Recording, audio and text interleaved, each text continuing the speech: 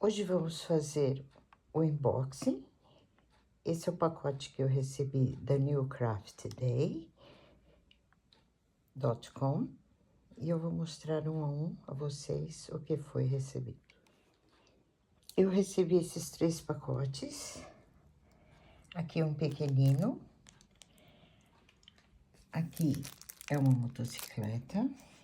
E aqui é um cross stitch, mas feito com as pedrinhas.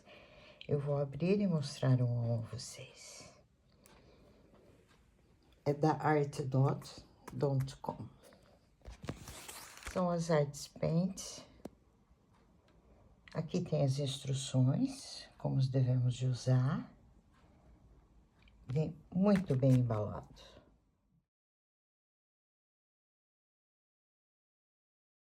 Aqui temos o cross stitch. Vem com toda a numeração. Aqui temos as linhas. E aqui bordamos de acordo, é o cross stitch, como eu disse. E aqui temos todas as cores de linhas necessárias para fazer o bordado. Aqui fica um bonito quadro para usar na cozinha. Vem muito bem embalado. Aqui temos o saquinho, como eu já disse, com as instruções. Vamos para o próximo. Aqui temos o próximo, que é um sapatinho de cristal, que vamos colocar os cristais um a um nos números onde estão. Esse é pequenino, esse é 30 por 40 centímetros. E aqui temos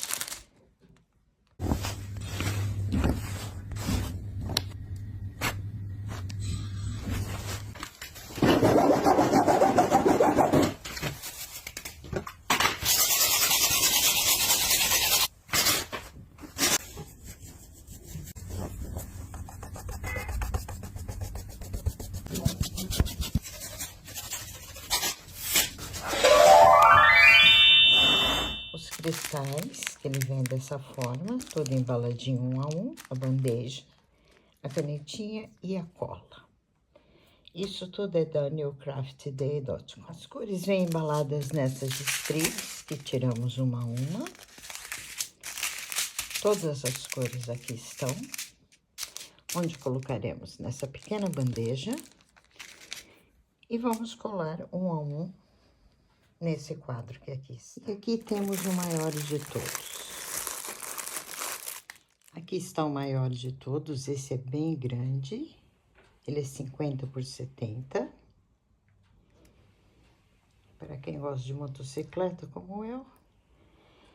E aqui temos os diamantes, onde colaremos um a um também nesse quadro, que eu já fiz um e vou mostrar a vocês como ficou.